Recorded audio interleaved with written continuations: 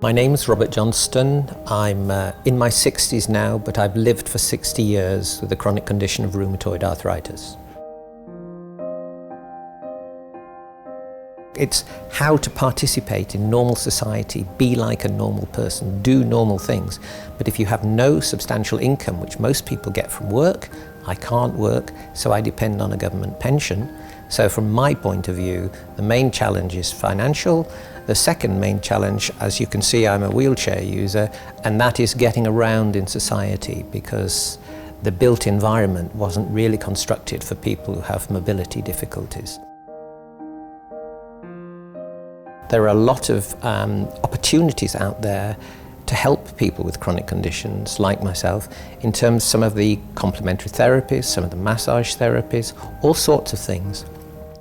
I would give as an example, a very extreme example, a friend of mine, a young friend of mine who has rheumatoid arthritis, and she was so badly affected that she literally was bedridden and couldn't feed herself or toilet herself or anything.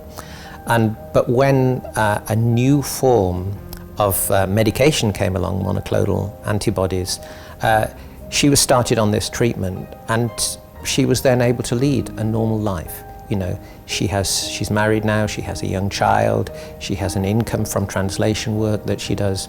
So sometimes this research produces really dramatic products, really helpful, and allow people to reintegrate into normal society. But often it's a fairly long path, and whatever we can do to speed up the development of new products that are going to have, hopefully, as dramatic an effect as happened in that case, but anything that will benefit people living with long-term conditions. We need to get that research done quickly, effectively, make it very patient-focused.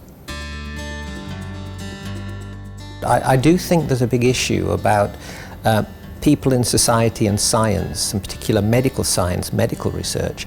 I don't think people realise quite how important it is, how it works, how raw theoretical research and data gets translated into usable products for individuals who need help. And I think there are many projects now which are starting to address this, but I think we have to, sell is the wrong word, market is the wrong word, but we have to popularise the understanding about science and how it works and how we can all benefit from it. There is a big sales job to sort of convince people of the value of participating in research. Some people, I've come across people with very extreme conditions who possibly only have months to live or, really dramatic impact on their lives. And often those people would be very willing to participate. They have to have some hope. They're really looking for a solution. Many people would be a little bit cautious. And I don't think industry or the patient groups have really done enough in bringing people together and discussing the pros and cons. Data privacy should be addressed in the same way that it is with other sections of our life. People have bank accounts online. They have all sorts of information in somebody's computer somewhere. And people generally around the world are quite happy with that these days. And I'm sure our medical information, if we can guarantee the levels of security, then I have no problem with that. The more people can learn from my condition or my multiple conditions and the medications I'm taking, the environment I'm in, the more people can analyse that and draw out from that some big data principles which can be relevant to other people. I'm completely happy with that. I can really see the value of this new European Institute, IHD, in order to guarantee that the research that's done is much more patient-focused than much of the research that takes place these days. Patients want practical benefit. They're not really interested in monoclonal antibodies for their own sake. They want something that's going to relieve their symptoms, whether it's pain, whether it's mobility, whether it's whatever it is, whatever condition.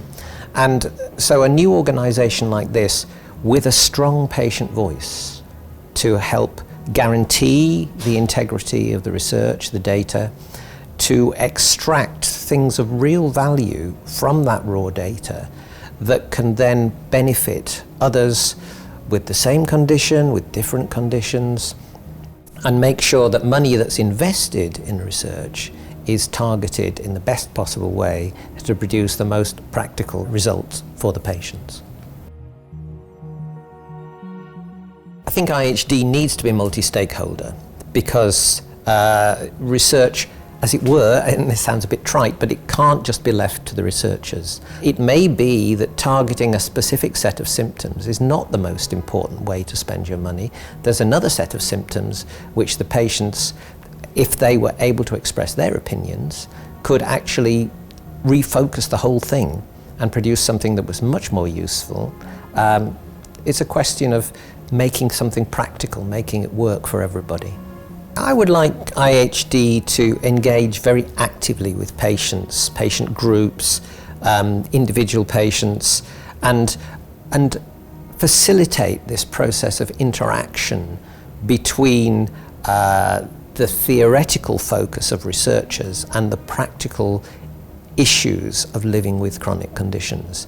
And I think as an organisation, it would be much more powerful and effective in involving users in that process. I think it sends out a very good signal. I think it will produce better results, better products, but it will also be much easier to grow that organisation if it's very actively involved with patient organisations.